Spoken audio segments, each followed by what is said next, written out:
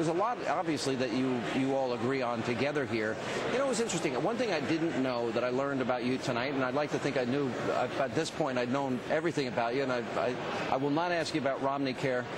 I didn't know that it was 85% Democratic legislature in Massachusetts. Yeah. And I didn't know the process of selecting judges either. When the question came up about 3/4 of the judges being Democrats, I didn't know that that process also included a lot of Democrats having to approve. Oh, yeah. There are things that people learn. My legislature, I'll tell you, when I recognized, you got 85% Democrats in the legislature, and my veto can be overturned at will. I vetoed some 800 times in Massachusetts. That's a lot. But the legislature had the power just to brush those aside if they wished, and I found ways to use my power. I had some power, of course, and I also found some persuasiveness and built a relationship with respect with the leaders, and so we were able to work together. But, it's very different governing in a state where your legislature is the most one-sided Democratic legislature, I believe, in the country, versus one where you have all Republicans. So it would be like me sitting at a table with 5 Bob Beckles. That's how I would look at that.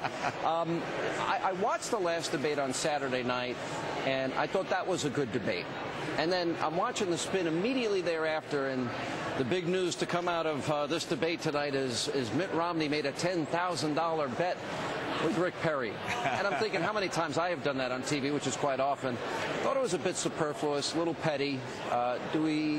What did you think of the reaction to that? Were you surprised that became an issue after the... Oh, that's the nature of this process. You can't gauge what's going to get focused upon, and what, if you will, what the mainstream media is going to try and pump up. I know that's what the Democratic National Committee was trying to push, and you sort of laugh at that and brush it aside.